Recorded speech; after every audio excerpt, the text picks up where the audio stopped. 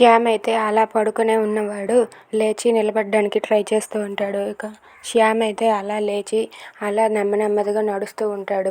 తనంతట తాను అలా లేవడానికి ట్రై చేసి అలా అక్కడ ఉన్న దేవుడి గది దగ్గరకైతే శ్యామ్ నడుచుకుంటూ వెళ్తాడు. ఇంతలో రాధ అయితే ఏంటి శ్యామ్ సార్ ఇక్కడ కనబడలేదని చెప్పి పరిగెత్తుకుంటూ ఇల్లంతా వెతుకుతూ ఉంటుంది.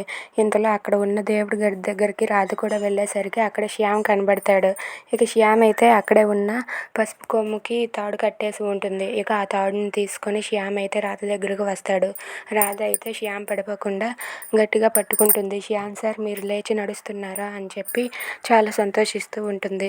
ఇక శ్యామ్ అయితే రాధ రావడం చూసి రాధ మెడలో ఆ పసుపు తాడుని కట్టేస్తూ ఉంటాడు. అది చూసి రాధ అయితే శ్యామ్ సార్ ఏం చేస్తున్నారు, ఆపండి ఆపండి అని చెప్పి ఆపుతూ ఉంటుంది. అయినా సరే శ్యామ్ రాధ మెడలో ఆ తాళిని కట్టేస్తాడు.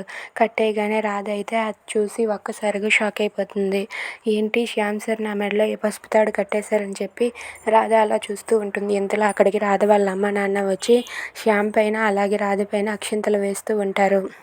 ఇక అంతలోనే అక్కడికి ధనంజయ్ వచ్చి అక్షింతలు వేసి ఆశీర్వదించి మీరిద్దరూ కలకాలం ఇలానే చల్లగా సంతోషంగా ఉండాలని చెప్పి వాళ్ళంతా కూడా వాళ్ళిద్దరిని ఆశీర్వదిస్తూ ఉంటారు. అది చూసి రాధ అయితే ఒక్కసారిగా షాక్ అయిపోతుంది.